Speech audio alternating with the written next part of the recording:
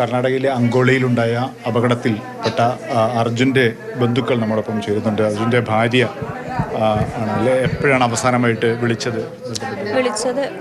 July August 15-ാം തീയതി. ഈ 15-ാം തീയതിയാണ് എന്നെ ലാസ്റ്റ് വിളിച്ചത്. ഞങ്ങൾ രാവിലെ കൂടെ വർക്ക് ചെയ്യുന്ന ഒരാൾ പറഞ്ഞതാണ്, ഇങ്ങനെ ഒരു മണ്ണിടിച്ചിൽ അവിടെ ഉണ്ടായിട്ടുണ്ട്. അപ്പോൾ അവർ അമ്മനെ വിളിച്ച് പറഞ്ഞതാണ് ഇങ്ങനെ ഉണ്ട്, സംഭവം നടന്നിട്ടുണ്ട്. ഒഫീഷ്യലി നിങ്ങൾക്ക് കിട്ടുന്ന വിവരങ്ങൾ എന്താണ്? ഇപ്പോൾ ഒന്നും പറഞ്ഞില്ല. ഇപ്പോൾ എനിക്കറിയില്ല. ഒരു പറയുന്നു CM-ൻ്റെ ഓഫീസിൽ നിന്നൊക്കെ വിളിച്ചിട്ടുണ്ടെന്ന് പറയുന്നു. ഞാൻ കൃഷ്ണപ്രിയ സഹോദരിയാണ്. അർജുൻ 8-ാം തീയതിയാണ് പോയത്. 16-ാം തീയതി രാത്രി ഇവിടെ തിരിച്ചെത്തേണ്ട ആളാണ്. 16-ാം തീയതി പുലർച്ചെയാണ് അവിടെ സ്റ്റെക്കായി, മീൻസ് ആ ഒരു സമയത്താണ് സ്റ്റെക്കായത്. ലാസ്റ്റ് GPS നമുക്കിപ്പോഴും അറിയില്ല അവൻ എവിടെയാണെന്നുള്ളത്. വണ്ടിയുടെ ലാസ്റ്റ് GPS വർക്കായത് ആ സ്ഥലത്ത് വെച്ചിട്ടാണ്. പിന്നെ ഇപ്പോൾ ഭാരത് ബെൻസ് നമുക്കൊരു പോസിറ്റീവായിട്ട് ഇൻഫോർമേഷൻ കിട്ടിയെന്ന് വെച്ചാൽ ഇന്നലെ രാത്രി വരെ അതിലൊരു AdBlue എന്ന് പറഞ്ഞിട്ടൊരു കെമിക്കൽ ഉണ്ട്. ആ എഞ്ചിൻ ഓൺ ആണെങ്കിൽ മാത്രമാണ് ആ കെമിക്കൽ നമുക്ക് അറിയുള്ളൂ. അപ്പോൾ അത് ഇന്നലെ രാത്രി വരെ എഞ്ചിൻ ഓൺ ആയിട്ടുണ്ട് നമുക്ക് അറിയാൻ പറ്റിയിട്ടുണ്ട്. ഇന്ന് രാവിലെ ആ കസിൻ കണ്ടിന്യൂസ് വിളിച്ചുകൊണ്ടിരുന്നപ്പോൾ ഒരു തവണ കണ്ടിന്യൂസ് റിങ് ചെയ്തിട്ട് ഫോൺ ഓഫ് ആയതാണ്.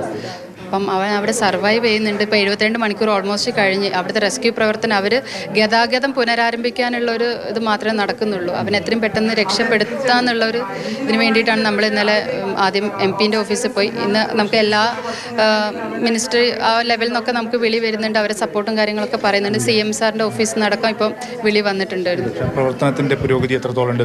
പുരോഗതി ഭയങ്കര പുവറായിരുന്നു. ഇന്നലെ വരെ ഭയങ്കര പുവറാണ്. പിന്നെ അവിടെ ഭയങ്കര മഴയും കാര്യങ്ങളും. ഒരു ഭാഗത്ത് ഈ ഒരു ക്ലിയർ ചെയ്യുന്ന സമയത്ത് തന്നെ ഇപ്പം എൻ്റെ ഹസ്ബൻഡും അനിയന്മാരാണ് അവിടെ ഉള്ളത്. അപ്പോൾ അവർ നിൽക്കുന്ന സ്ഥലത്തൊക്കെ ആ സമയത്ത് തന്നെ മണ്ണിടിച്ചിലുണ്ടാവുന്നുണ്ട്. അവിടെ ഇങ്ങനെ മാറ്റി നിൽക്കുന്നുകൊണ്ടിരിക്കുകയാണ്. അപ്പം അങ്ങനത്തെ ഒരു ഇഷ്യൂ ഉണ്ട്.